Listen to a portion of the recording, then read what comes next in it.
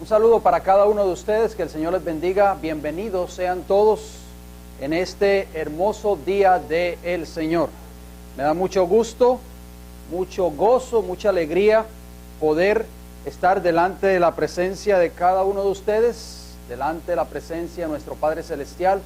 Y un saludo también muy cordial a las personas que nos están viendo a través de este video. El tema de hoy es un tema muy, pero muy importantísimo, así que les pido por favor de que mantengan su concentración, de que no se distraigan, de que presten mucha atención, porque vamos a seguir abarcando una interesante profecía que se encuentra registrada especialmente en el capítulo 13 del libro de Apocalipsis. En esta hora, como ustedes ven ahí en la pantalla, la serie de temas que hemos estado ya presentando por varias semanas lleva como título El mensaje del tercer ángel y el libro de Apocalipsis o Revelaciones. El libro de Apocalipsis es un libro extraordinario y en esta hora quiero decirles que vamos a entrar a estudiar un cumplimiento profético de una profecía que ya empezamos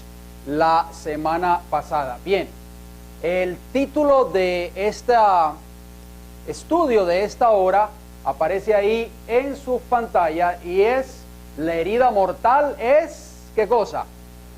Sanada. ¿Cuál herida mortal? ¿De qué herida mortal estamos hablando? Quiero decirles que tengo mucho material que abarcar en esta hora, así que por factor tiempo tal vez voy un poco rápido, así que ustedes me disculpan. Les exhorto de que ustedes apunten lo que necesiten apuntar en sus libretas para que así nosotros podamos entender bien este tema. Vamos a entrar de lleno, a manera de repaso del tema de la semana pasada, a leer el versículo de introducción de Apocalipsis 12:3. También apareció otra señal en el cielo. He aquí un gran dragón escarlata o rojo que tenía ¿cuántas cabezas? 7 cabezas. ¿Y cuántos cuernos? 10 cuernos. Y en sus cabezas 7 diademas. Nosotros la semana pasada ya pudimos identificar quién representan esas 7 cabezas con esas 7 coronas o diademas. ¿Por qué estaban las coronas del dragón rojo de Apocalipsis 12 en sus cabezas? Bien, ahí ustedes pueden ver la imagen de ese gran dragón rojo que en primera instancia ya nosotros lo estudiamos. Esto es un repaso a manera de introducción para el tema de esta hora. En primera instancia, ese dragón rojo representa ¿a quién? A Satanás, que es la serpiente antigua, el gran dragón, Satanás. En segunda instancia, ese dragón rojo que fue el instrumento que usó Satanás para perseguir a la mujer. Obviamente nosotros sabemos que en profecía bíblica, porque esto es una profecía, estos son símbolos. Una mujer en profecía bíblica representa a la iglesia o al pueblo de Dios. Y en primera instancia, el gran dragón rojo, también, o en segunda instancia diría, representa a Roma pagana, que persiguió a la iglesia del primer siglo y persiguió a todos esos fieles, a todos aquellos a través de Césares como Nerón y todos otros hombres malvados como Herodes, en fin. Y en tercera instancia, ese dragón rojo también representaba, lo dijimos la semana pasada, que representa al poder papal, o sea, Roma papal durante la Edad Media, que persiguió a la mujer, o sea, a la iglesia, por un periodo de 1260 años. Bien, Apocalipsis 13:1 dice: me paré sobre la arena del mar y vi subir del mar una bestia que tenía 7 cabezas y ¿cuántos cuernos? 10 cuernos, semejante, ¿verdad?, al dragón rojo, porque el dragón rojo también tiene 7 cabezas y tiene 10 cuernos, pero una es un dragón y la otra es una bestia. Y entonces noten la característica de esta bestia de Apocalipsis 13:1. Dice: y en sus cuernos 10 diademas, y sobre su cabeza un nombre blasfemo. ¿Dónde estaban las coronas de la bestia? Apocalipsis 13, versículo 1. En sus, ¿qué? En sus cuernos. ¿Dónde estaban las coronas del dragón rojo? Apocalipsis 12. En sus cabezas. Así que ustedes pueden ver una pequeña diferencia entre la una y la otra. ¿Por qué el dragón rojo de Apocalipsis 12 tiene sus coronas en los cuernos? ¿Y por qué la bestia, Apocalipsis 13:1, tiene las coronas, diría, en sus cuernos y el dragón en sus cabezas. Bien, vamos a ver, ahí ustedes pueden ver una imagen quizá un poquito más clara de esa bestia que sube del mar, ¿verdad? Semejante a un leopardo, y ahí ustedes pueden ver las coronas de esta bestia que están sobre ¿qué? Sobre sus cuernos, no en sus cabezas. Y ya quizá vamos a entender un poquito más el por qué esas cabezas no tienen coronas. Nosotros la semana pasada también dijimos de que esta bestia representa una combinación del poder político y el poder religioso, o sea que es una bestia con una mezcla política y una mezcla religiosa, y por eso ustedes pueden ver las coronas que representan o representarían los reinos actuales de esta tierra, y esas cabezas que tienen un nombre blasfemo, y que vamos a ver más adelante, no tienen coronas, y vamos a ver qué significa esa parte que tiene un nombre blasfemo. Y lo más interesante es que una de esas cabezas fue herida de muerte. Así que la palabra blasfemia tiene que ver con ¿qué? Con religión. Nunca se le olvide eso, por favor. Bien, Apocalipsis 13:1 dice, y sobre sus cabezas un hombre blasfemo. Bien, y sobre sus cabezas un hombre blasfemo, ahí podemos ver blasfemia, pero solamente una de esas cabezas fue herida de muerte. Ahí vamos a hablar un poquito en cuanto a eso. ¿Qué significa ser blasfemo o blasfemia? Bien, nosotros lo estudiamos la semana pasada, pero a manera de repaso podemos darnos cuenta que Juan 10:33 dice, le respondieron los judíos diciendo, por buena obra no te apedreamos, sino por la blasfemia, porque tú siendo hombre te haces ¿qué? Dios. Eso le dijeron los líderes judíos, ¿a quién? A Jesús. Lo acusaron de blasfemo, porque decían que él siendo hombre se hacía como si fuera Dios, pero nosotros sabemos de que Cristo es Dios. Estamos de acuerdo en eso, ¿verdad? Bien, Lucas 5:21 nos da otro ejemplo de lo que es blasfemia en la Biblia. Entonces los escribas y los fariseos comenzaron a cavilar diciendo, refiriéndose a Jesús también, ¿quién es este que habla qué? ¿Blasfemias? ¿Quién puede perdonar pecados sino solo Dios? O sea que a Cristo también se le acusó por los líderes judíos en aquel entonces de ser blasfemo, de hablar blasfemias. ¿Por qué? Porque Cristo podía perdonar pecados. ¿Tenía Cristo la autoridad de perdonar pecados, sí o no? Claro que sí. Bien, nosotros pudimos ver la semana pasada de que solo un poder en esta tierra se ha tomado prácticamente los atributos que le corresponden a Dios. Y ese poder lo identificamos como la Iglesia Católica, Apostólica y Romana. La Iglesia Apostólica, Católica y Romana dice que los papas son los representantes de Dios en esta tierra, son como Dios prácticamente en esta tierra y tienen el poder para perdonar pecados. O sea que ese poder llena las características que habla Apocalipsis capítulo 13, versículo 1. Bien, noten lo que dice esa declaración de patriarcas y profetas, abundando un poco más acerca de lo que significa blasfemia. Escuchen, presten mucha atención, si ustedes desean copiar la cita lo pueden hacer. Dice, cuando Moisés regresó de la solemne presencia de la gloria divina, con los preceptos de la ley, a la cual el pueblo se había comprometido a obedecer, halló a éste en actitud de abierto desafío a los mandamientos de esa ley, y adorando una imagen de oro. Están prestando atención, ¿verdad? Cuando Moisés baja del monte con las tablas de la ley, ¿cómo encuentra al pueblo de Israel? ¿Qué estaban ellos haciendo? ¿Estaban orando? ¿Estaban ayunando? ¿Qué estaban haciendo? ¿Estaban qué cosa? Estaban adorando o rindiéndole adoración ¿a qué? A una imagen de oro. O sea, estaban cometiendo ¿qué? Idolatría. Pero noten lo que sigue diciendo la declaración. Al inducir a Israel a cometer este atrevido insulto y esta ¿qué? Blasfemia contra Jehová, Satanás se había propuesto causar la ruina completa del pueblo. Patriarcas y Profetas, la página 347. O sea que esa cita bien claramente nos dice que cuando el pueblo estaba adorando un falso ídolo, ese becerro de oro que ellos habían levantado, estaban cometiendo ante Dios ¿qué cosa? ¿Una qué? Un insulto y una qué? Y una blasfemia. Noten cómo podemos leer esa declaración. Escuche muy bien esa declaración. Otra declaración más del espíritu de profecía. El mundo protestante ha levantado un día de reposo. ¿Qué dice ahí? Idólatra. ¿Qué significa la palabra idólatra? ¿De dónde viene esa palabra idólatra? ¿Viene de qué? De ídolo. Tiene que ver con idolatría, con ídolos, ¿verdad? En lugar donde debe de estar el sábado de Dios. Y están caminando en los pasos del papado. Country Living, página 21. Interesante. El espíritu de profecía relaciona la blasfemia ¿con qué? ¿Con qué? Con la idolatría. Y dice ahí que el mundo protestante ha levantado un día de reposo ¿qué? Idólatra. Por eso dice Apocalipsis 13:1 que todas esas cabezas tenían un nombre ¿qué? Blasfemo. Interesante. ¿Por qué? Porque todas las iglesias del mundo protestante hoy, las iglesias que han apostatado de la verdad, han levantado un ídolo. Han levantado un ídolo de adoración a un falso día de reposo, que es un día de reposo idolátrico.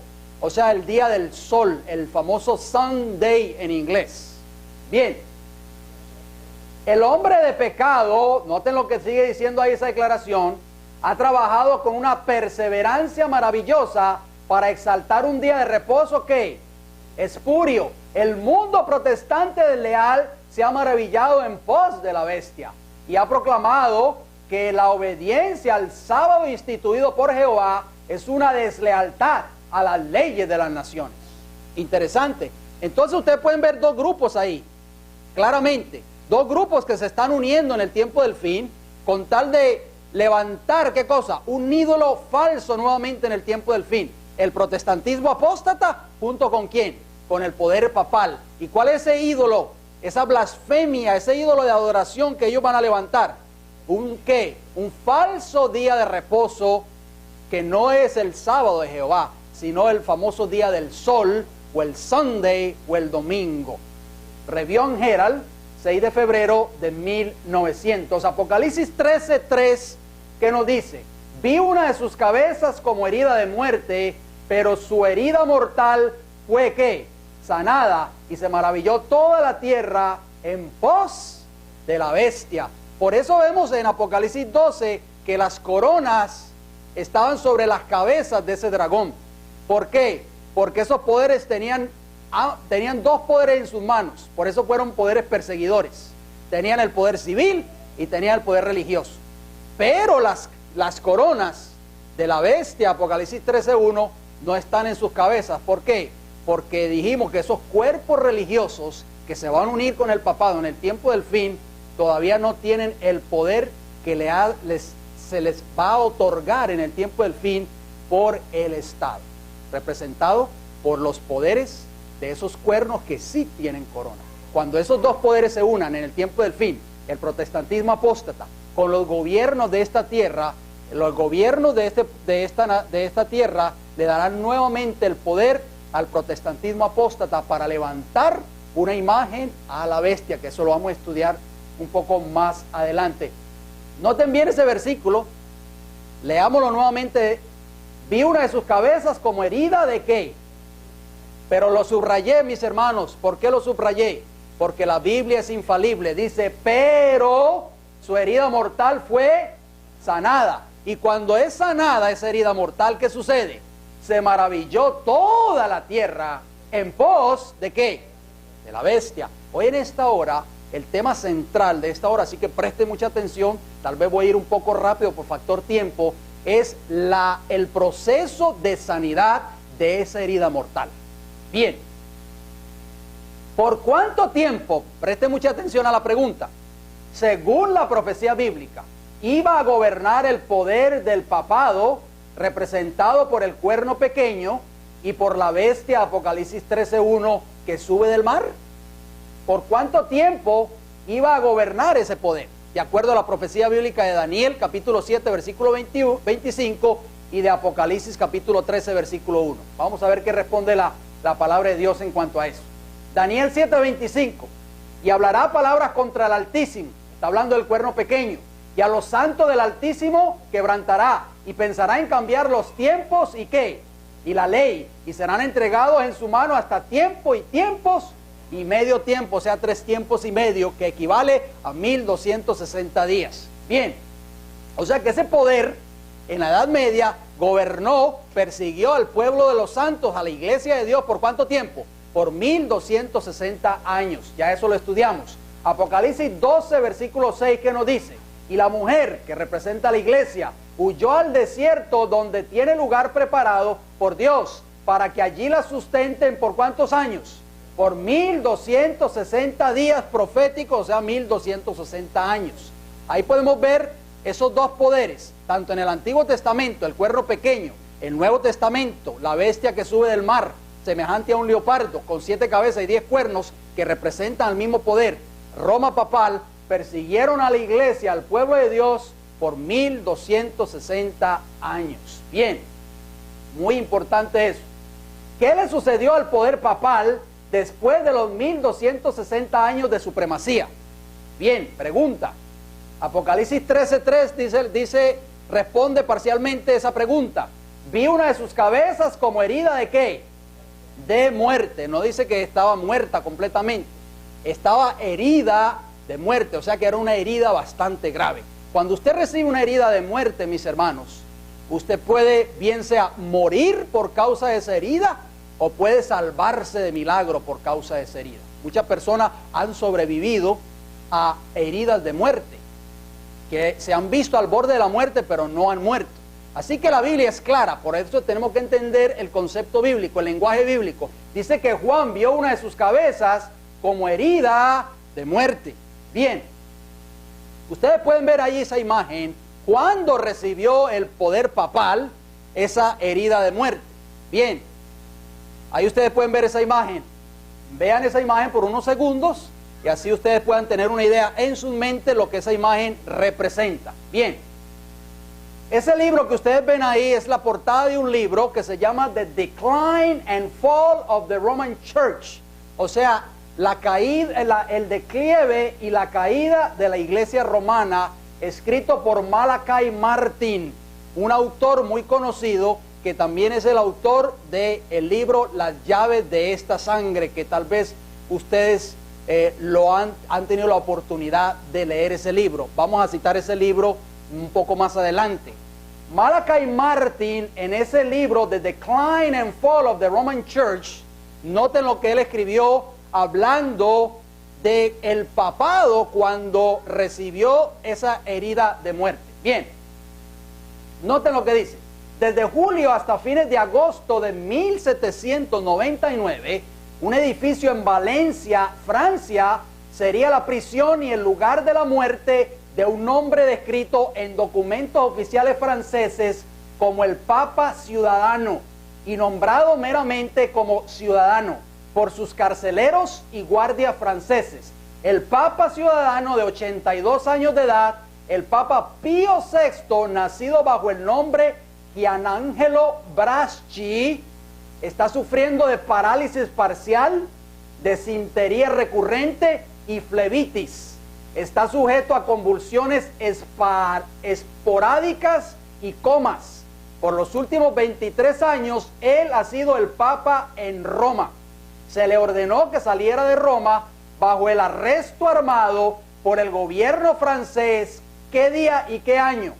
El 20 de febrero de 1798, permitiéndosele traer 2 asistentes y un doctor, pero no comida, no dinero, no ropas adicionales. Esta declaración se encuentra en ese libro que acabamos de citar, The Decline and Fall of the Roman Church, por Malachi Martin, la página 228. Muy interesante. Este autor, ex profesor jesuita, dice que el Papa, ¿cómo se llamaba el Papa?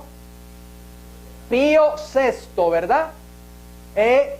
Fue llevado preso por el gobierno francés a través de Napoleón Bonaparte en ese entonces, el 20 de febrero de 1798. Ahí el papado sufre esa herida de muerte.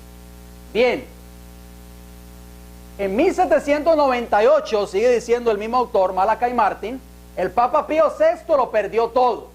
Noten bien, hermanos, que perdió el papado cuando Francia, en aquel entonces, se llevó a Pío VI prisionero a Francia y allí murió. Noten lo que el papado, Roma papal en aquel entonces perdió. La casa, dice, las naciones católicas de Nápoles, Austria, España, Portugal, Holanda, Bélgica, Hungría, Italia y Polonia. Perdió la casa, que eran esas naciones que el Vaticano o Roma papal controlaba, el papado. El poder, también perdió el poder. En algunos casos, Nápoles, por ejemplo, el tributo feudal en todos los lugares, las posesiones directas y privilegiadas del Papa de vastas propiedades y su derecho exclusivo de hacer y deshacer, cambiar obispados, parroquias, sacerdotes, escuelas, universidades, seminarios e imprentas, de acuerdo al mismo libro, The Decline and Fall of the Roman Church, por Malachi Martin, las páginas 229 y 230. Ahí podemos ver que el papado lo perdió todo prácticamente, cuando sufrió esa herida de muerte por manos del gobierno francés en aquel entonces.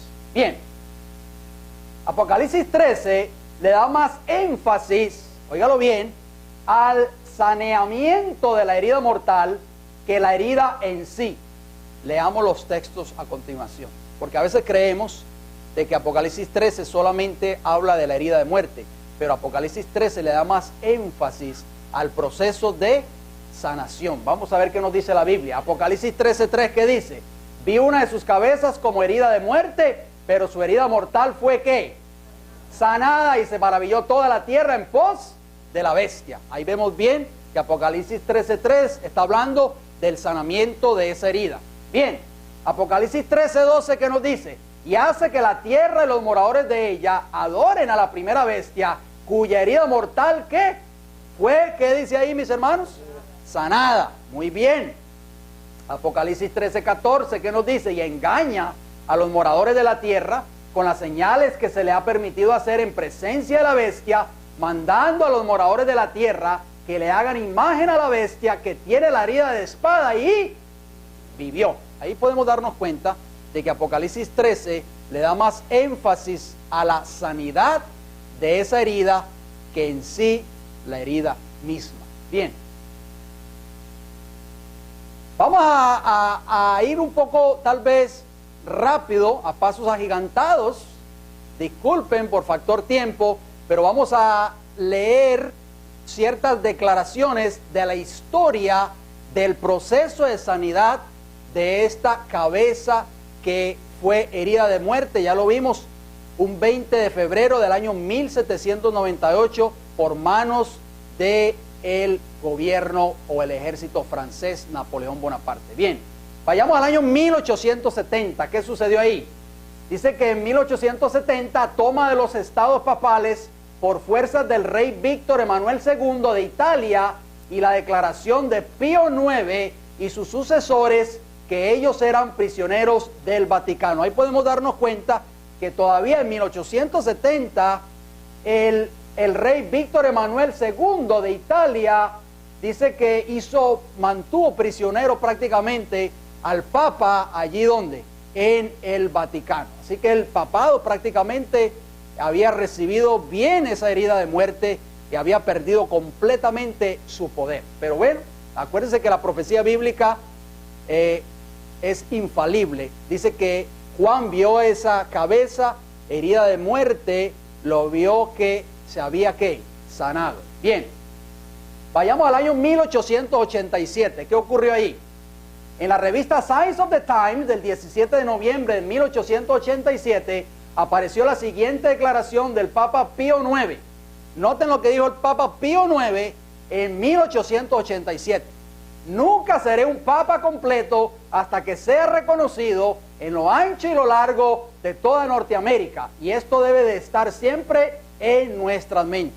Qué interesante, importante declaración. O sea que ese papa en aquel entonces, en 1887, dijo que nunca iba a ser reconocido completamente como papa hasta que no fuese reconocido en todo lo ancho y lo largo de ¿qué? ¿De qué país? De los Estados Unidos de Norteamérica. Bien, vayamos al año 1929. ¿Qué ocurrió en el año 1929? Recuerde, estamos estudiando el proceso de sanidad de esta cabeza que recibió esa herida de muerte. Bien, en este año se firma, ¿qué cosa? El Tratado de Letrán entre el Papa Pío XI y Benito Mussolini. Ustedes no sé si alguna vez han escuchado de ese Tratado de Letrán que ocurrió en el año 1929, pero vamos a ver qué ocurrió en ese tratado. Ahí ustedes pueden ver imágenes de ese famoso Tratado de Letrán que fue firmado entre Roma papal y el gobierno de Italia en los tiempos de Benito Mussolini.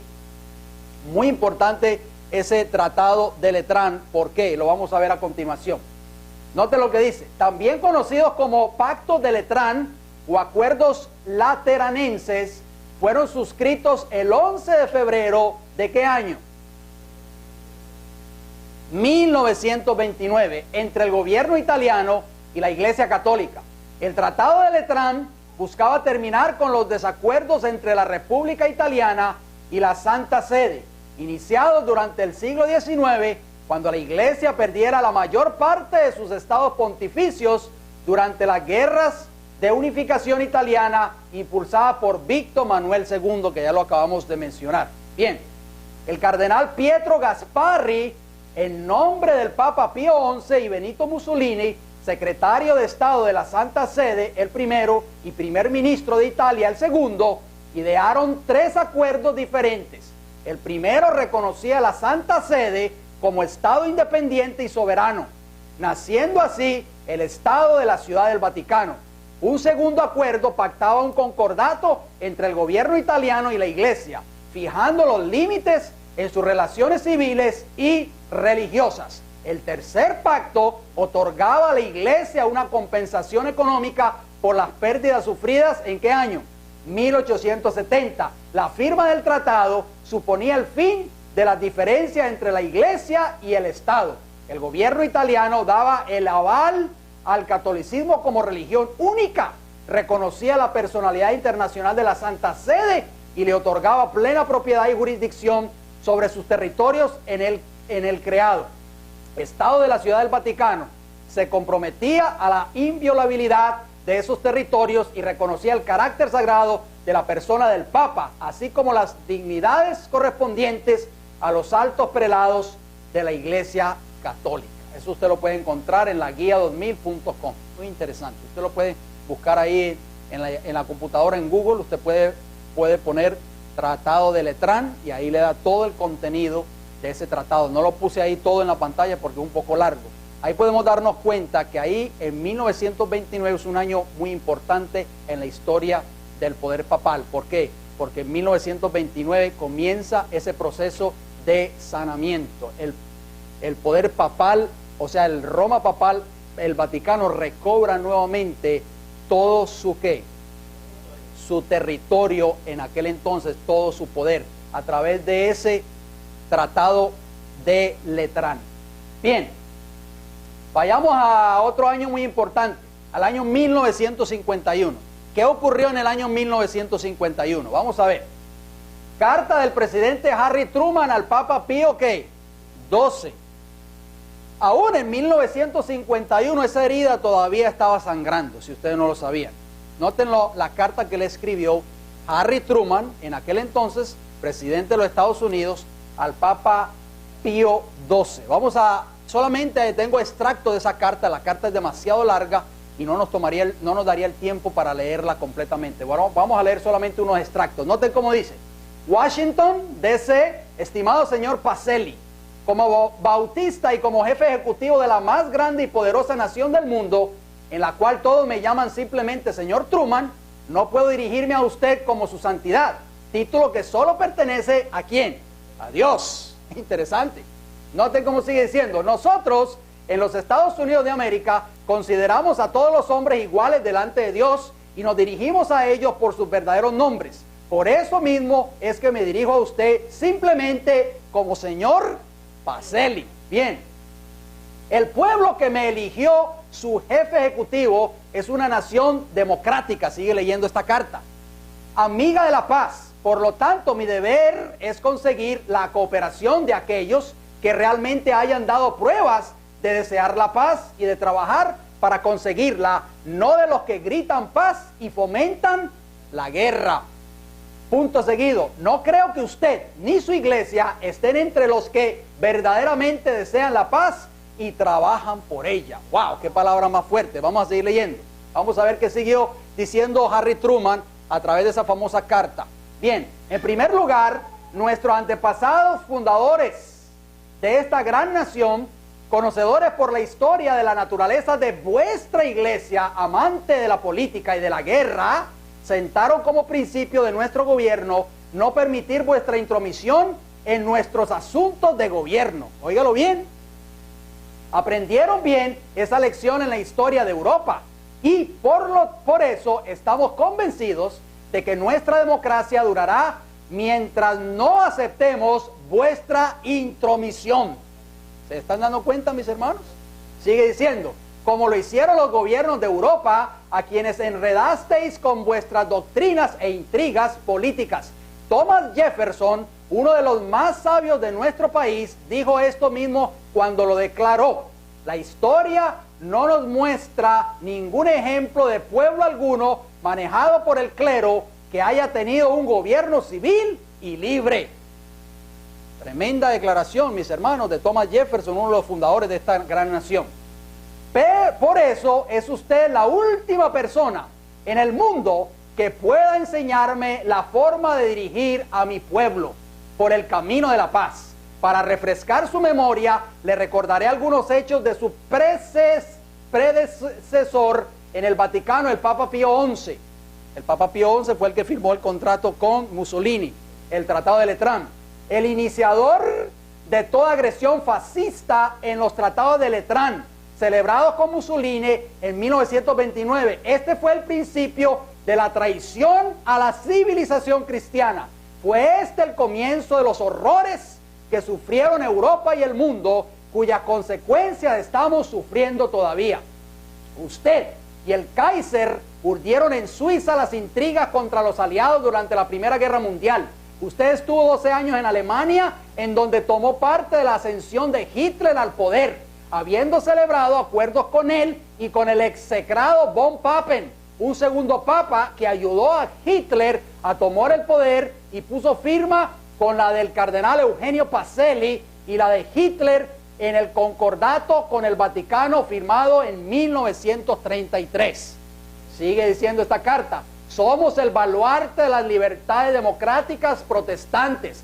Si nosotros o la Inglaterra protestante nos debilitásemos, vuestra cultura católica tendría una oportunidad para gobernar otra vez el mundo, haciéndolo retroceder a la Edad Media. Noten cómo sigue diciendo: si perdiésemos o nos debilitásemos con la guerra que usted está provocando contra Rusia, fácilmente procuraría el Vaticano una alianza con ella. Su predecesor, el Papa Pío XI, declaró públicamente que él haría pacto con el diablo mismo si conviniese a los intereses de la iglesia. Por lo tanto, señor Pacelli, es mi deber como jefe de Estado de este país, predominantemente protestante, rechazar sus propuestas a guisa de alianza, de pacto de paz. Los que comen en el plato en que el diablo está comiendo deben usar una cuchara muy larga.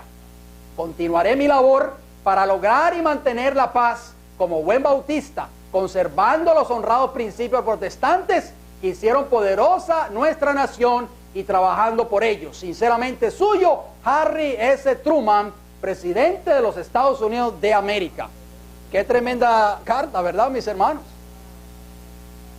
Vamos a ver algo muy interesante, porque este hombre llamó al Papa Pío XII en aquel entonces señor Pacelli. Pero hermanos, acuérdense que la profecía bíblica, tal vez no lo sabía Harry Truman, pero la profecía bíblica dice que esa herida se iba a sanar. ¿Y cuánto se iban a maravillar en pos de la bestia? Toda la tierra se iba a maravillar en pos de la bestia. Vamos a ver un pequeño video allí, hermanos, porque el tiempo está corriendo. Sí, se consigue. Yo después le digo Preste mucha atención, mis hermanos, porque vamos a ver aquí un video del presidente Bill Clinton que le da la bienvenida a Juan Pablo II aquí a Estados Unidos de Norteamérica, y noten bien las palabras de Bill Clinton. Solamente vamos a ver una pequeña porción de ese video porque es muy largo. Bien.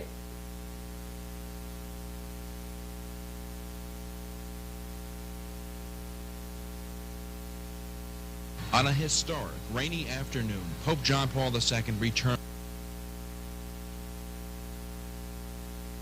Ok, hermanos, presten mucha atención. Cuando llega el avión papal aquí a Newark, New Jersey, to the New York metropolitan region after 16 years on a holy mission of peace. dice que viene con una misión santa de la paz. It is October 4th, 1995, in the year of our Lord.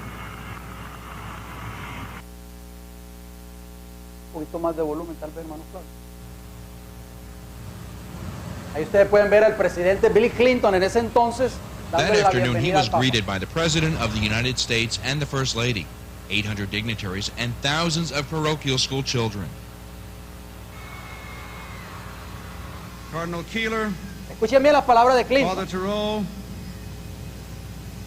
the members of the cabinet, the members of the Congress, Governor Whitman, Mayor James, honored guests. Your Holiness, ¿Qué dijo él ahí, hermanos? ¿Cómo se dirigió al Papa Juan Pablo II? Su santidad. Your Holiness. Harry Truman en 1951 dijo que no podía llamar al Papa su santidad, solamente lo llamó señor Pacelli. Yo me pregunto, ¿qué hubiese dicho Harry Truman si hubiese estado allí presente? Obviamente ya Harry Truman falleció, pero si hubiese estado allí presente cuando Bill Clinton estaba dando ese discurso de bienvenida a Juan Pablo II. Bien, vamos a adelantar un poco el video, porque el video un poco largo. it is a great pleasure and an honor to welcome you back to the United States.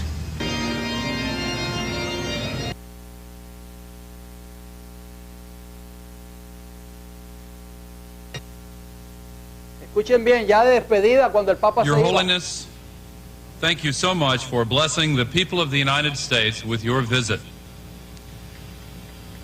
Though you leave today, your spirit and warmth will remain here to inspire us.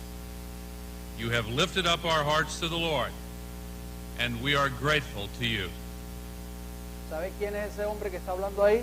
Es en ese entonces el vicepresidente Al Gore. También se dirigió al Papa Juan Pablo II como ¿qué?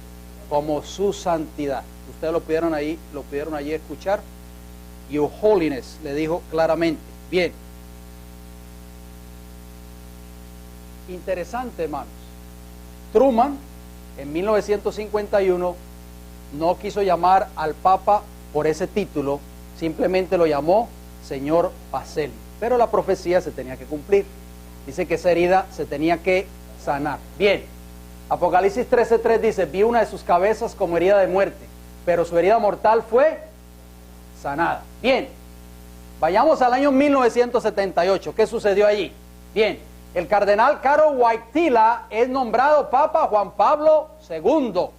Muy importante, hermanos, vayamos ahí, prestemos mucha atención. Ahí ustedes pueden ver, ese fue el día del nombramiento de este Papa. Recuerden las palabras de Apocalipsis, por favor, no perdamos la concentración. Su herida mortal fue sanada, por favor. Y después de que fue sanada, dice que toda la tierra se iba a maravillar en pos de la bestia. Bien, ahí está, cuando Juan Pablo II aparece allí en el balcón de la Basílica de San Pedro, allí en el Vaticano, para dar la bienvenida a todos los fieles cuando fue nombrado Papa de Roma en 1978. El cardenal Karol Wojtyla, arzobispo de Cracovia, en Polonia, es elegido Papa y toma el nombre de Juan Pablo II, 16 de octubre. La elección fue el 16 de octubre, si ustedes no lo sabían. Pero noten lo que sigue diciendo la segunda parte. Misa solemne concelebrada por el inicio de su ministerio como supremo pastor de la iglesia. ¿Qué día? 22 de octubre de 1978. El día que Juan Pablo II supuestamente sube al trono de Roma, ¿fue qué día? Fue el 22 de octubre de 1978, un día histórico para nosotros conocedores de la profecía de Daniel 8:14. Interesante, ¿verdad? Bien. Seguimos en la historia, al año 1979. Ahí vamos a proceder entonces al proceso del cumplimiento de Apocalipsis 13, que dice que toda la tierra se iba a maravillar en pos de la bestia. Visita República Dominicana y México del 25 de enero al 1 de febrero. Primera visita a Polonia del 2 al 10 de junio. Visita a Irlanda y los Estados Unidos de América. Visita a las Naciones Unidas el 29 de septiembre al 8 de octubre. Y visita a Turquía del 28 al 30 de noviembre. ¿En qué año? 1979. Recuerden que Turquía es un país que musulmán. Ahí podemos ver cuando Juan Pablo II llega por primera vez a Estados Unidos de Norteamérica en ese año que acabamos de mencionar y es bienvenido por el entonces presidente Ronald Reagan. Bien, año 1980, visita al África del 2 al 12 de mayo, visita a Brasil del 30 de junio al 12 de julio y visita a la República Federal Alemana del 15 al 19 de noviembre. Bien, seguimos en la historia. Año 1981, visita el lejano oriente, sufre un atentado contra su vida en la plaza de San Pedro por medio de Ali Agca, el 13 de mayo. Número importante, el día 13.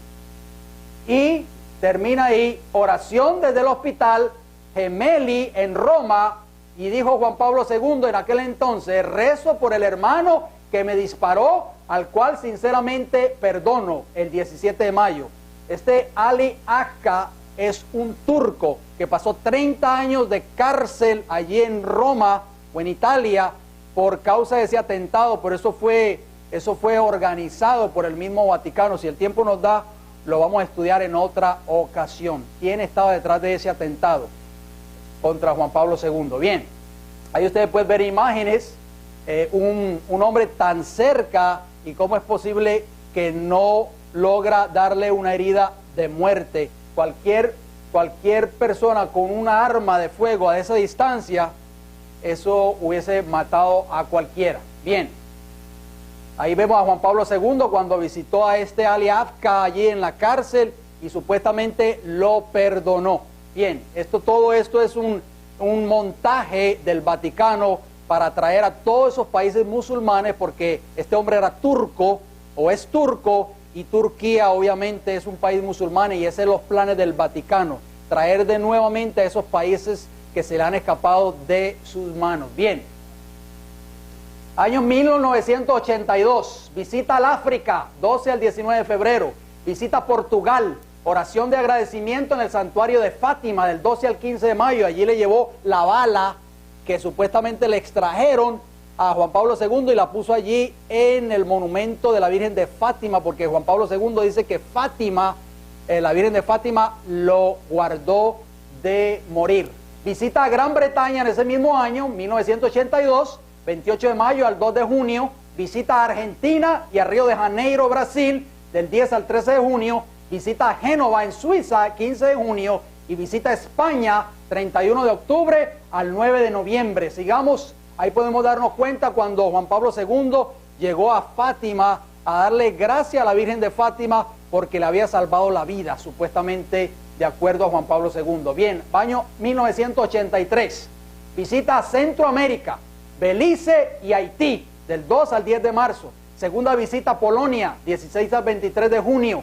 Peregrinaje a Lourdes, en Francia, del 14 al 15 de agosto, y visita a Austria del 10 al 13 de septiembre. Quiero aclarar que estos son uno de los pocos viajes más importantes. Hay muchos que ocurrieron en ese año, pero yo solamente estoy resaltando lo más importante porque la lista es muy larga. Apocalipsis 13:3 dice, pero su herida mortal, ¿qué? Fue sanada y se maravilló toda la tierra en pos de la bestia. Ustedes pueden ver ahí esa portada de ese libro que se llama The Keys of This Blood, o sea, las llaves de esta sangre, escrito por Malachi Martin, el mismo autor que citamos anteriormente. Ahí está el libro en español, Las llaves de esta sangre. Este autor, Malachi Martin, que habló mucho de la vida de Juan Pablo II, note lo que escribió en su libro. De manera similar, las raras incursiones de Juan XXIII fuera del Vaticano, una peregrinación al Sagrado Santuario de Loreto, una visita a los convictos en Regina Coeli, la prisión central de Roma, fueron de una naturaleza completa y tradicionalmente eclesiástica. Noten bien que los papas en ese entonces no salían prácticamente de Roma. Juan XXIII dice ahí que raras incursiones, dice, fuera del Vaticano. Pero noten cómo sigue diciendo la declaración. Pablo VI rompió un molde, fue el primero en viajar a través de los océanos. ¿Quién fue el primero en viajar a través de los océanos? Pablo VI. Pero este fue casi un cambio técnico que no alteró el esquema básico. Desde el punto de vista papal, de hecho, los viajes de Pablo VI no fueron a ciudades o naciones, en absoluto. Fueron a un santuario aquí, a un ejercicio de devoción allá, a una organización internacional, a otra parte, de acuerdo a las llaves de esta sangre, la página 116. Pero ¿quién cumplió la profecía que decía Apocalipsis 13? Vamos a ver qué sigue diciendo este autor. Santo Padre, refiriéndose a Juan Pablo II, ¿podemos esperar que su santidad emprenda muchas más de estas visitas papales a diferentes partes del mundo? Le preguntaron en cierta ocasión a Juan Pablo unos dignatarios visitantes hacia el final de una audiencia privada. ¿En qué año? En 1983. Noten lo que respondió Juan Pablo II. Juan Pablo replicó con franqueza: hasta que tantos hombres y mujeres y niños como a los que yo pueda llegar hayan visto el rostro y hayan escuchado la voz del vicario de Cristo, porque yo soy su papa, y esto es lo que la bendita madre desea que haga el vicario de su hijo. Las llaves de esta sangre, la página 119. O sea que Juan Pablo II respondió y dijo claramente: hasta que todo el ser humano en este planeta Tierra vean el rostro de su papa. Bien, no voy a descansar, en otras palabras. Interesante. La Biblia decía que toda la tierra se iba a maravillar en pos de la bestia. Año 1984, ¿qué sucedió? Visita Corea, Papúa Nueva Guinea, Isla Salomón y Taiwán, del 2 al 12 de mayo. Visita Suiza en ese mismo año, del 12 al 17 de junio. Visita España, Santo Domingo y Puerto Rico, del 10 al 13 de octubre. Día 13, nunca se le olvide esa fecha. Apariciones de la Virgen de Fátima, allí en Fátima, en Portugal. Año 1995, visita a Centro y Sudamérica, del 26 de enero al 6 de febrero. Visita a los Países Bajos, Luxemburgo y Bélgica, del 11 al 21 de mayo. Visita al África, del 8 al 19 de agosto. Seguimos en la historia, año 1986. Visita a la India, 31 de enero al 1 de febrero. Visita una sinagoga judía en Roma, 13 de abril. Visita a Colombia, del 1 al 8 de julio. Y visita al Lejano Oriente, del 18 de noviembre al 1 de diciembre. 1987, visita a Uruguay, Chile y Argentina, 31 de marzo al 13 de abril. Tercera visita a Polonia, del 8 al 14 de junio. Visita a los Estados Unidos y Canadá, del 10 al 21 de septiembre. Ahí nuevamente el Papa visita por segunda vez a Estados Unidos en aquel entonces, Juan Pablo II, y le da la bienvenida el aquel entonces presidente Ronald Reagan con su esposa Nancy Reagan. Muy interesante. Bien, 1988, ¿qué sucedió? Visita a Bolivia, Perú y Paraguay, del 7 al 19 de mayo. Visita a Austria, del 23 al 27 de junio. Visita a África, del 10 al 19 de septiembre. Visita a Francia, del 8 al 11 de octubre. Año 1989, ¿qué sucedió? Visita a Madagascar, Zambia y Malawi, del 28 de abril al 6 de mayo. Visita a Noruega, Islandia, Finlandia, Dinamarca y Suecia, del 1 al 10 de junio. Visita a España una vez más, del 19 al 21 de agosto. Llegamos al año 1990. ¿Qué sucedió?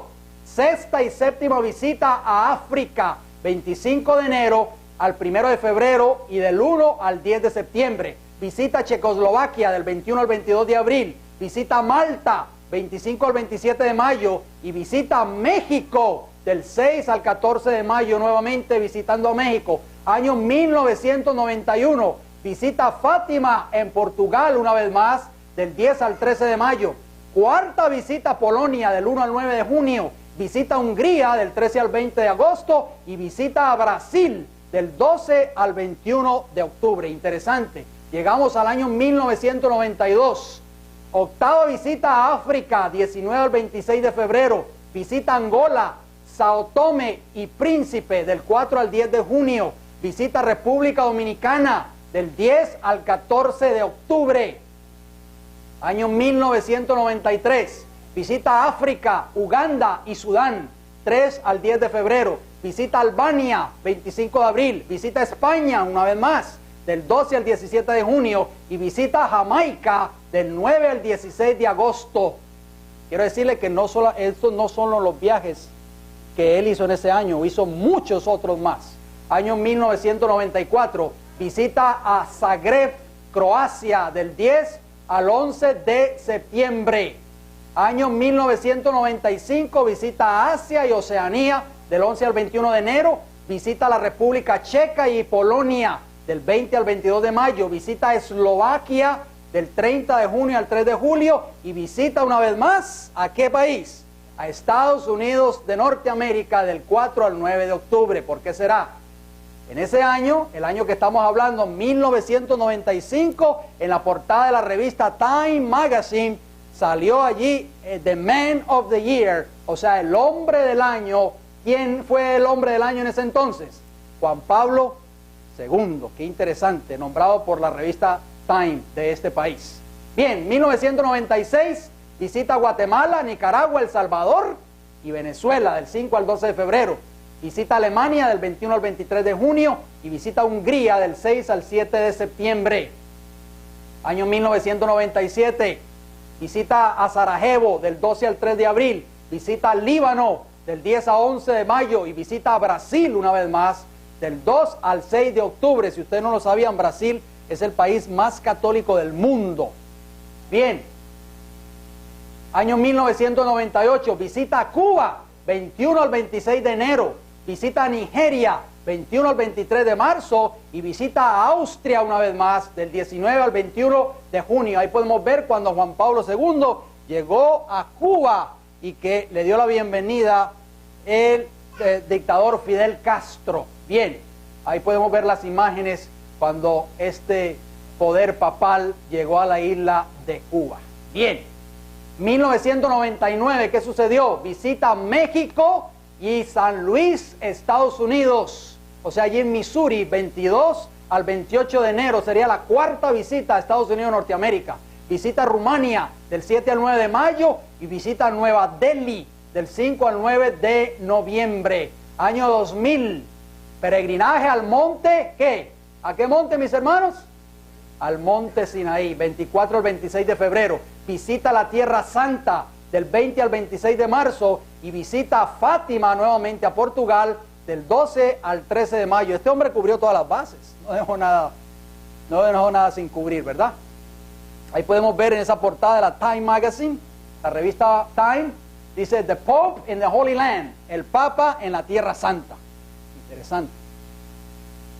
Ahí podemos ver ahí el Papa poniendo tal vez una oración, Juan Pablo II, en el Muro de los Lamentos, allí en Jerusalén. Muy interesante. Llegamos al año 2001, peregrinaje a Grecia, Siria, Malta, del 4 al 9 de mayo. Visita a Ucrania, del 23 al 27 de junio. Visita pastoral a Kazajstán, Armenia, del 22 al 27 de septiembre. Año 2002, visita apostólica a Azerbaiyán y Bulgaria, del 22 al 26 de mayo. Visita apostólica a Toronto, Ciudad de Guatemala y Ciudad de México, nuevamente 23 de julio al 2 de agosto. Déjeme decirle que México es un país netamente católico. Bien, muy interesante. El papado cubre todas las bases, mis hermanos. 2003, visita apostólica a España, una vez más, del 3 al 4 de mayo. Visita apostólica a Croacia, del 5 al 9 de junio. Y visita apostólica a Croacia, Bosnia y Herzegovina, del 5 al 9 de junio y el 22 de junio. Muy interesante. Llegamos al año 2004, viaje apostólico a Bern, Suiza, del 5 al 6 de junio, y peregrinaje nuevamente a Lourdes, Francia, del 14 al 15 de agosto. Año 2005, hospitalizado por dificultades respiratorias en el Hospital Gemelli, enferma con fiebre alta como resultado de una infección urinaria y fallece el 2 de abril ¿de qué año? Del año 2005, mis hermanos. Ahí podemos ver imágenes del sepelio, de la muerte de Juan Pablo II allí en el Vaticano, en Roma. Y nuevamente la revista Time, en su primera portada en ese año, en el año 2005, dice Papa Juan Pablo II, 1920 a 2005. Vamos a ver otro video muy importante. Presten mucha atención a este video, por favor, que vamos a ver a continuación.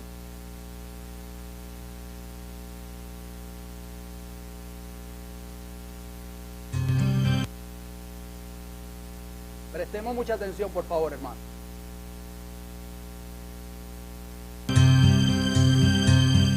Cuando era joven tuvo que superar la muerte de toda su familia. Trabajó como obrero en una fábrica y estudió para ser sacerdote en la clandestinidad.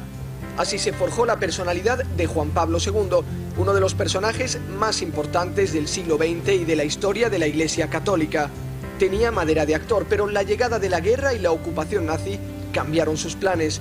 Fue sacerdote bajo la dictadura comunista en Polonia, donde el terror nazi había sido sustituido por los campos de trabajo forzados en Siberia y la Iglesia perseguida en toda Europa Oriental. Su vida cambió en el fatídico año 1978, el verano de los 3 papas. Tras la muerte de Juan Pablo I, solo 33 días después de ser elegido, el cardenal Wojtyła viajó de nuevo a Roma para no regresar nunca más. Sancte Romane Ecclesiae Cardinalem Wojtyła.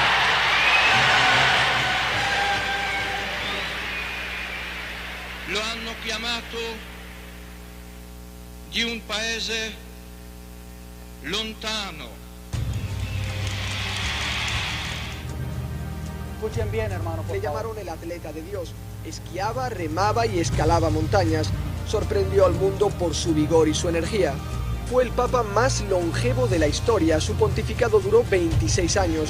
Durante ese tiempo se convirtió en la principal autoridad moral para católicos y no católicos.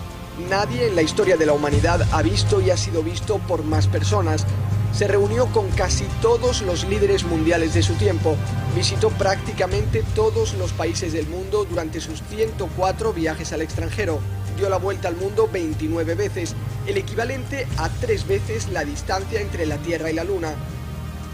Los mineros queremos que se ponga este casco y sea un trabajador minero más de Katavi. Creemos en Dios Padre Santo. Fue el Papa de los derechos humanos, de la lucha contra la violencia. Tras el atentado a las Torres Gemelas del 11 de septiembre, Juan Pablo II clamó para evitar la guerra de civilizaciones.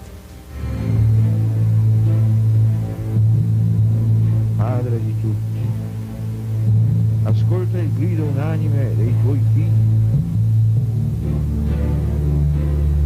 Mai più la guerra, avventura senza ritorno, mai più la guerra, spirale di lutto e di violenza.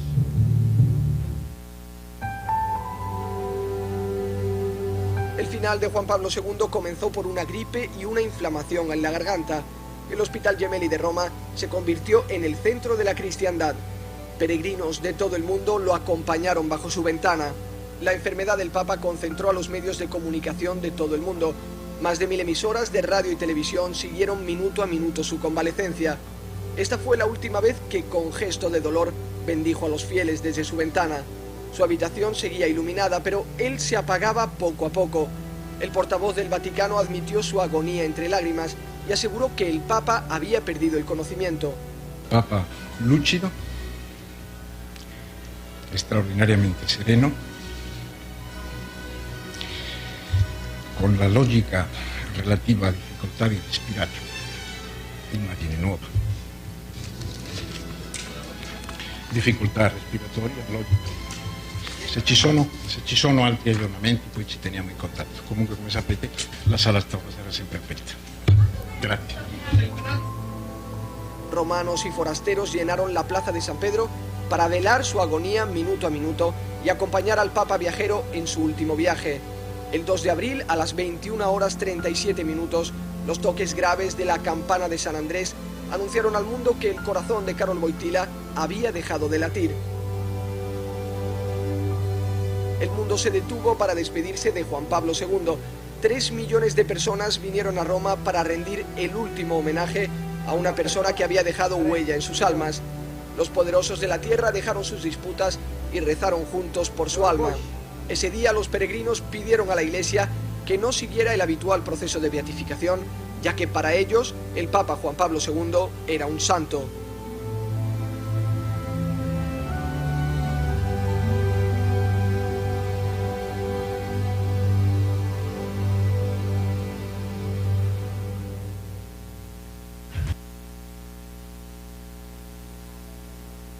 Hermanos, ustedes vieron este video, ¿verdad? Yo voy a resaltar solamente unos cuantos puntos que este video trajo, de acuerdo a Juan Pablo II. La palabra de Dios se cumple al pie de la letra. La Biblia dice claramente que después de que esa herida fuese sanada, toda la tierra se iba a maravillar en pos de la bestia. Este video que pudimos ver de escasos 4 o 5 minutos, noten lo que dice, unos puntos importantes que yo escribí. Uno de los personajes más importantes del siglo XX y de la historia de la Iglesia Católica, número 1. Número 2, fue el Papa más longevo de la historia. Su pontificado duró 26 años. Número 3, dice, nadie en la historia de la humanidad ha visto y ha sido visto por más personas. ¿Vieron eso? Número 4, se reunió con casi todos los líderes mundiales de su tiempo. Y finalmente dice, visitó prácticamente todos los países del mundo durante sus 104 viajes al extranjero. Y dice, dio a la vuelta al mundo 29 veces, mis hermanos. Y el equivalente a 3 veces la distancia entre la Tierra y la Luna. Yo doy gloria a Dios por eso, mis hermanos. Porque la palabra de Dios es infalible. ¿Por qué? Y se maravilló que toda la tierra en pos de la bestia. Esto es un cumplimiento fiel de Apocalipsis 13:3, mis hermanos. Gloria a Dios por eso. Alabado sea el Señor. Bien, llegamos al año 2005. ¿Qué sucedió?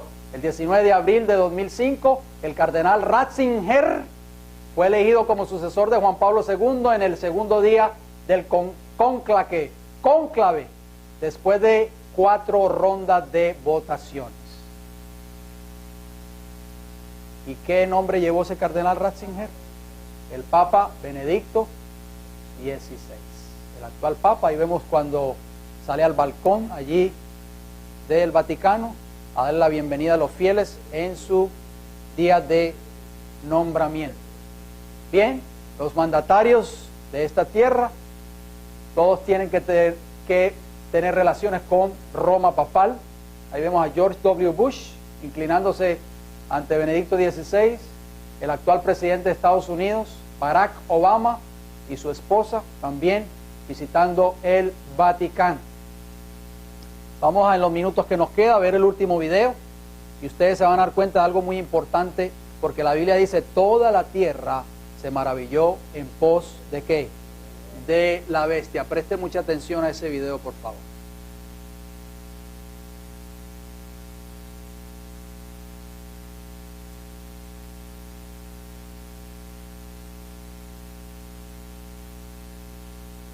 A partir de ahora, el Papa no entregará un discurso personalizado a cada nuevo embajador ante el Vaticano, una costumbre que introdujo en los años 60 el Papa Pablo VI y que no hace ningún otro jefe de Estado.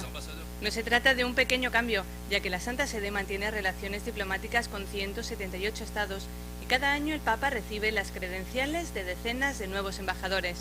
Benedicto XVI ha estrenado el nuevo protocolo con estos 11 nuevos embajadores. Habitualmente el Papa decía unas palabras sobre la relación con cada país. Esta vez ha hecho un discurso colectivo. Trinité et Tobago, la République de Guinée-Bissau, la Confédération Suisse, le Burundi, la Thaïlande, le Pakistan, le Mozambique, le Kyrgyzstan, la Principauté d'Andorre, le Sri Lanka y le Burkina Faso. El Papa ha destacado la importancia de la solidaridad para el desarrollo mundial y ha pedido a los embajadores que sus países formen a los jóvenes en valores éticos. J'encourage chacun, quel que soit son niveau de responsabilité, et particulièrement les gouvernants, à faire preuve d'inventivité, à prendre et à investir les moyens nécessaires pour donner à la jeunesse les bases éthiques fondamentales, notamment en l'aidant à se former et à lutter contre les maux sociaux que sont le chômage, la drogue, la criminalité et le non-respect de la personne. El Vaticano mantiene relaciones diplomáticas con 178 estados, además intercambia representantes con la Unión Europea y con la Orden de Malta, y mantiene relaciones especiales con Palestina. No mantiene relaciones diplomáticas con países como China, Arabia Saudí o Corea del Norte.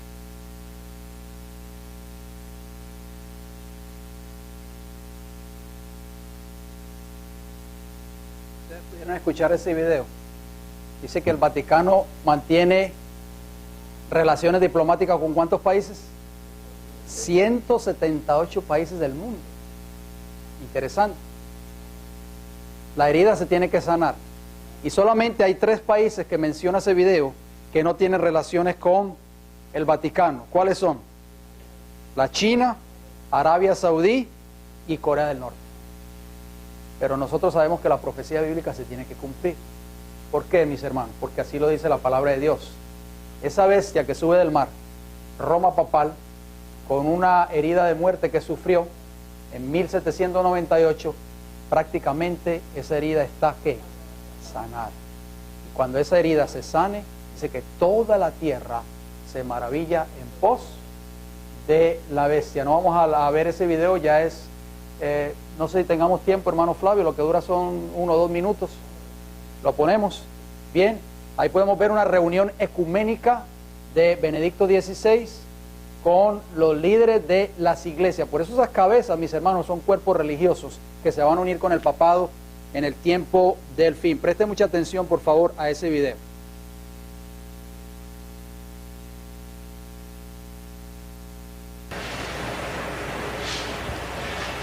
Your Holiness, may I present Archbishop Kayang Barsamian, Primate of the Eastern Diocese of the Armenian Church.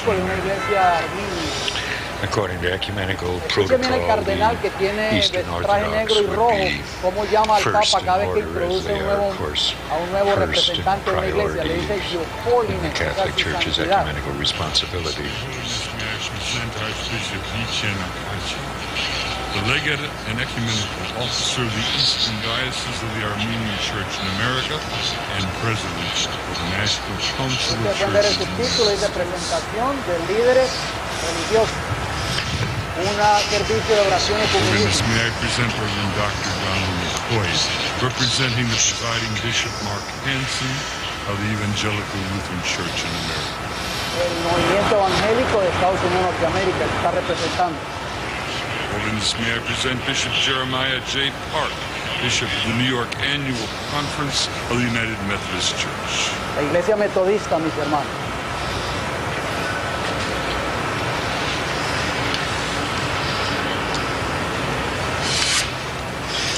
Miren la cara al cardenal, hermanos, cuando cómo él sonríe, porque saben que esos son los planes de Roma, traer a todos esos cuerpos religiosos Wesley Granberg bajo el Michelson, poder the del General papado en el tiempo Secretary del of the fin. Reformed Church in America. Secretario de la Iglesia Reformada de América.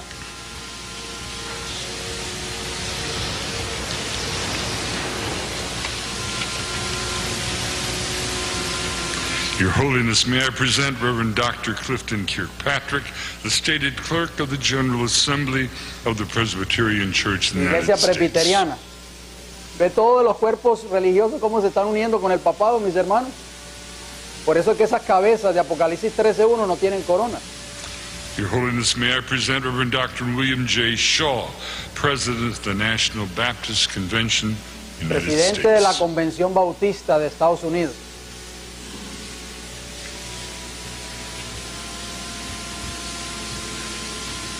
Your Holiness, may I present Bishop James Leggett, General Superintendent of the International Pentecost Holiness Church. Iglesia Pentecostal también ahí, mis hermanos. Todas las iglesias se van a unir con el papado en el tiempo del fin, mis Your hermanos. Holiness, may I Eso present lo hemos Dr. venido Leith diciendo ya hace por Anderson, varias President of semanas, the de varios National meses ya. Association of Evangelicals. Los evangélicos también ahí representados. Miren la cara del cardenal, siempre sonríe. Your Holiness, may I present Bishop David H. Benke, President of the Atlantic District of the Lutheran Church, La Missouri iglesia City. luterana, mis hermanos. ¿Qué hubiese hecho Martín Lutero si hubiese estado ahí? ¿Ah? ¿Se dan cuenta ustedes, mis hermanos? Your Holiness, may I present Reverend Dr. A.R. Bernard Sr., President of the Council of Churches of the City of New York. El presidente del Concilio Mundial de Iglesias de la ciudad de Nueva York. Your Holiness, may I present Elder Bernice King, daughter of the civil rights leaders Martin Luther King Jr. and Coretta La Scott. hija de Martin Luther King Jr. Ahí está también saludando a Benedicto XVI. ¿Qué hubiese hecho Harry Truman si hubiese Your estado ahí? Holiness, may I present Reverend Jimmy Song Jilim, Executive Director of the Council of Churches of the City of New York. Concilio de Iglesias de la ciudad de Nueva York, también otro líder allí en ese entonces. Your Holiness, may I present the Right Reverend Mark Sisk, Bishop of the Episcopal Diocese of New York. La Iglesia Episcopal de Nueva York.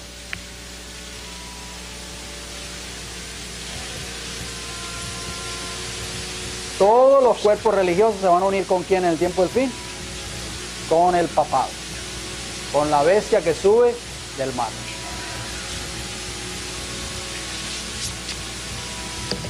Ahí termina el video prácticamente.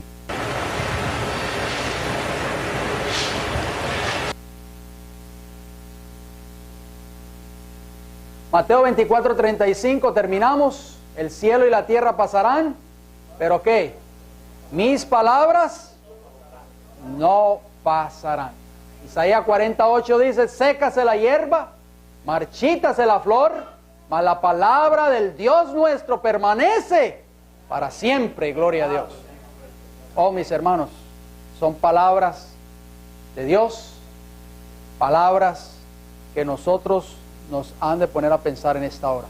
La Biblia es palabra de Dios. La palabra de Dios es la guía infalible para nosotros en este tiempo del fin. Ahí nuevamente vemos al Papa Benedicto XVI en la portada de la revista Time, y hay una pregunta: Why the Pope loves America? ¿Por qué el Papa ama a América? Eso vamos a estar hablando tal vez en nuestros próximos estudios. Nos hemos dado cuenta, mis hermanos, de que el tiempo del fin está cerca. ¿Saben quién es ese que está ahí? El que le disparó a Juan Pablo II, Ali Afka, que ya está bastante mayor de edad, y él da testimonio de que todo eso fue un plan maestro del Vaticano. De eso vamos a hablar en otra ocasión, mis hermanos. Oh, mis hermanos, que Dios nos ayude. Que este estudio nos haya hecho dar cuenta de que el tiempo del fin está cerca, de que las profecías bíblicas son fieles en su cumplimiento, de que la palabra de Dios es válida para nosotros, de que es nuestra guía infalible, y que debemos dar gracias a Dios que cada aspecto de la profecía bíblica se ha ido cumpliendo ante nuestros ojos y se seguirá cumpliendo hasta que Cristo venga por segunda vez. Por eso nosotros, Jesús dijo, cuando viereis estas cosas, ¿qué dijo Jesús? Levantad vuestras cabezas, erguíos, y ved que vuestra redención está ¿qué? Cerca, gloria a Dios. Vamos a terminar con una palabra de oración, mis hermanos.